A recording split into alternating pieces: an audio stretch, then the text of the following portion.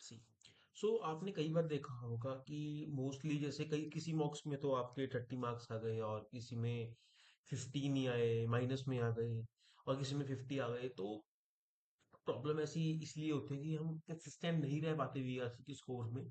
तो उसमें होता है कि हम पैसेज को कॉम्प्रिहेंड नहीं करते, हम फोकस ज्यादा करते हैं इलिमिनेशन टेक्निक्स पर कि इलिमिनेशन करेंगे ऑप्शन से।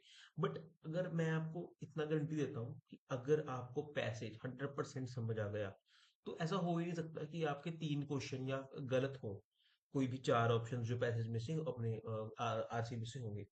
ये एक जो पैसेज आपको एग्जांपल के साथ समझाना चाहूंगा, जैसे ये तीन ये 2020 स्लॉट का कैट का ये एक आरसी पैसेज है।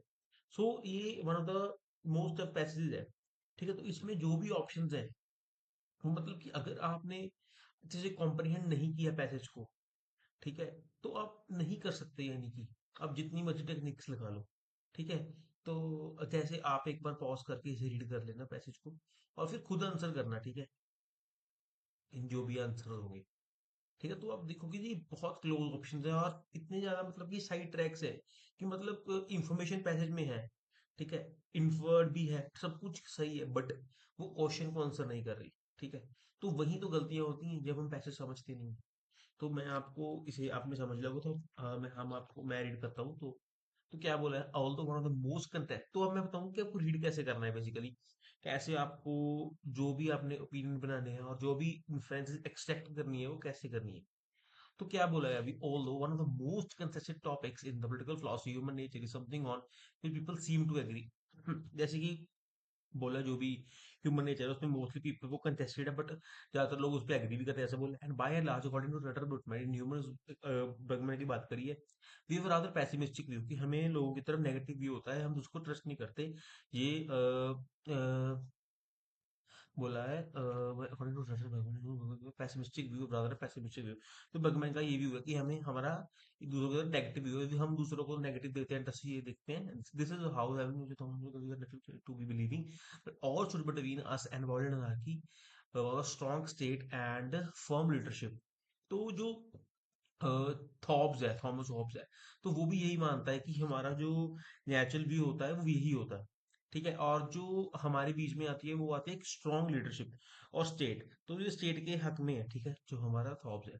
But in following Hobbes are we Bregman we ensure the negative view we have human nature reflected back at us.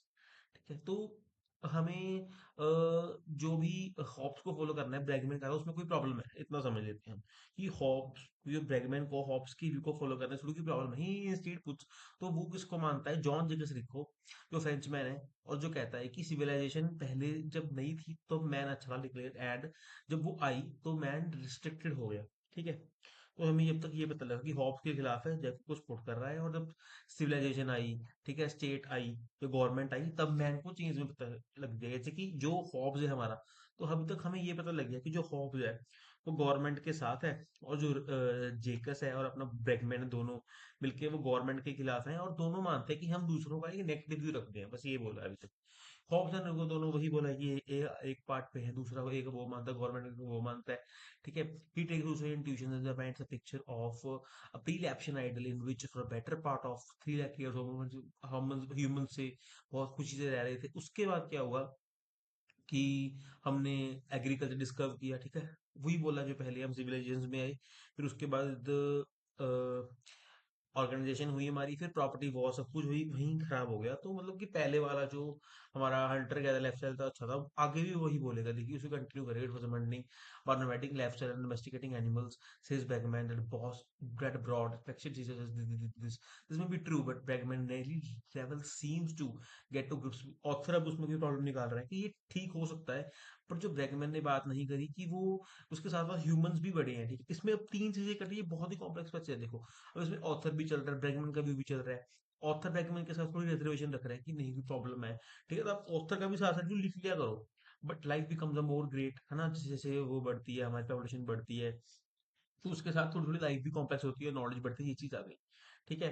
Civilisation has become synonymous with peace and progress and violence and reward so that experiment in reality most of human exchange. हाँ, तो हमें वही पता लग रहा है कि civilisation के साथ क्या होता है, वॉर होती है, क्योंकि सिविलाइजेशन के बैकग्राउंड के खिलाफ में ये पता लग गया। Whereas traditional history depict the collapse of civilisation dark age in everything its worse, modern scholar he claims see them as a more reprieve, we see enslaved gain their freedom and culture solution। तो हमें इस line से भी क्या पता लगा, क्या बोला, सिविलाइजेशन कोलैप्स। तो ब्रैगमैन सिविलाइजेशन के खिलाफ है, तो सिविलाइजेशन कोलैप्स की तो वो हक में होगा। तो वही हमें बोला गया कि ट्रेडिशनल हिस्ट्री जो कहती है कि जिस जैसे सिविलाइजेशन कोलैप्स में सब कुछ खराब हो जाता है, वैसा नहीं होता। मॉडर्न स्कॉलर्स जो कहते हैं कि जब सिविलाइजेशन कोलैप्स होता है तो सब कुछ फ्लरिश होता है, चेंज होता है, कुछ अच्छा होता है।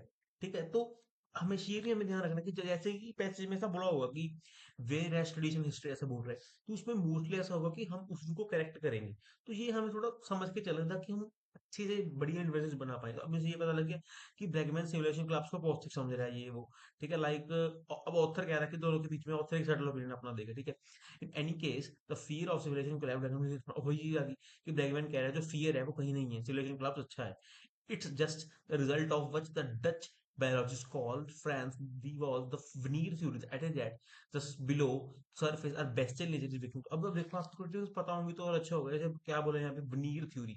veneer theory क्या होता है कि ये जैसे हमारा जो ट्रू नेचर है ना, वो किसी चीज के यानी कि नीचे होता है, और जब कोई क्रैश जाता है हमारा नेचर बाहर आ जाता है। वही यहाँ पे बोला है कि जैसे हमारा ट्रू नेचर है is waiting to break out.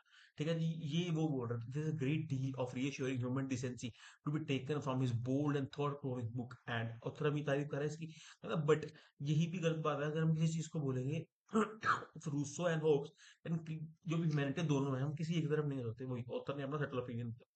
अब मैं आपको मैं ऑप्शन दिखाता हूँ इसके क्वेश्चन में क्या बोला है। None of the following except. ठीक है, तो मतलब कौन सा व्यू पैसेज लाइन कर रहा है।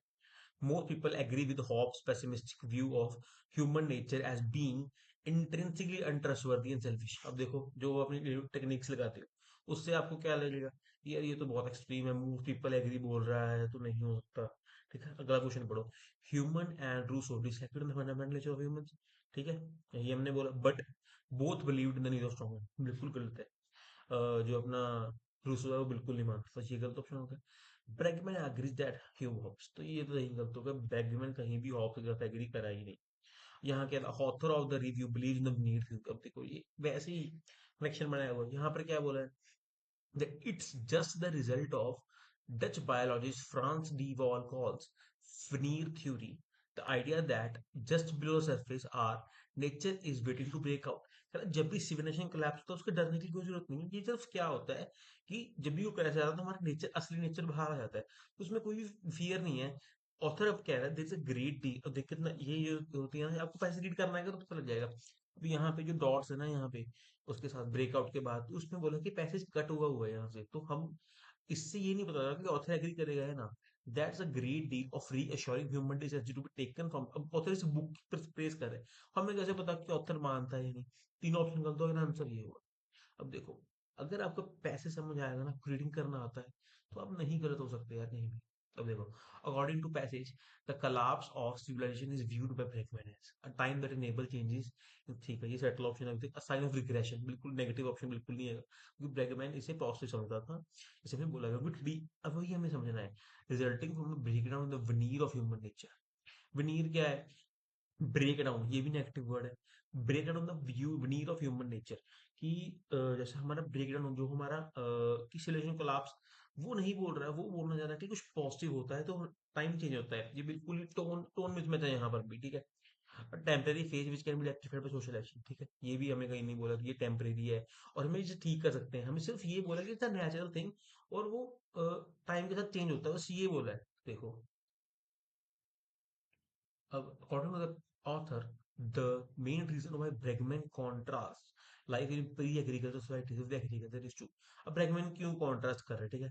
Advocate the promotion of less complex society is basis for greater security and prosperity। अब वो ये थोड़ी चाहता कि सोसाइटी लेस कॉम्प्लेक्स हो, वो सिर्फ ये बता रहा है कि जब भी सिविलाइजेशन आई तो ह्यूमन व्यू कोलैप्स, हमारा नेचर जो भी था वो कोलैप्स होगा, डिजीज ये वगैरह आ गई। तो ये तो नहीं कह रहा कि हमें ग्रेटर सिक्योरिटी है, प्रॉस्पेरिटी। ये तो नहीं कह रहा कि यहाँ पे सिक्योरिटी नहीं है सिविलाइजेशन में। ये बिल्कुल गलत जवाब है। इनॉर्मस इम्पैक्ट दैट नहीं है, बिल्कुल नहीं है। Making the argument environmentally conscious lifestyle की बात कहाँ हो रही है? Blaster sport is argument basically decent, वही तो बोला देखो पूरे पैसेज में मेन आइडिया।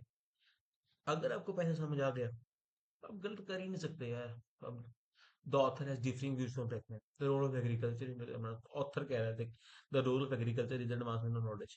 बट क्या हमें ब्रैगमैन का व्यू पता है? कुछ भी नहीं पता हमें तो ब्रैगमैन के बारे में। ब्रैगमैन ने क्या बोला था कि जो जब एग्रीकल्चर आया तो क्या हुआ, उसके साथ डिजीज वगैरह आ गई। बस ये बोला उसने। उसने कब बोला कि नॉलेज आई या नहीं आई? पैथोजन दोनों मानते हैं, ऑथर भी मानता है, ठीक है। और प्रॉपर्टी दोनों मानते हैं कि जब पॉपुलेशन कम थी और हम नोमैडिक हंटर गैदरर्स थे, तो वहां पर हमारा प्रॉपर्टी लेस मोड था, तो हम बहुत ज्यादा खुश थे, 30 और 40 में थे। बट जब हमारी ऑथर के पॉपुलेशन बढ़ी तो लाइफ थोड़ी कॉम्प्लेक्स हो गई। A civilised society being coercive and unjust, ये फंडामेंटल डिफरेंस आ गया ना। ब्रेगमैन मानता है कि civilised society is coercive, but author कहीं नहीं मानता। ऑथर कहता है इट कंपासेस बोथ। तो देखो कितना इजी है। इजी इसलिए है क्योंकि आपको पैसे समझ आया। अगर नहीं समझ आता ना तो ये बहुत टफ हो जाता। मैं यही कहना चाहता हूँ। मैं समझता हूँ कि आपको इस वीडियो से थोड़ी हेल्प मिली होगी। डेफिनेटली इन चीज़ों को अपनी आरसी में अब करके देखिए। देखते हैं आपके मार्क्स आते हैं या नहीं। अगर अच्छे है तो डेफिनेटली कमेंट करके बताइए।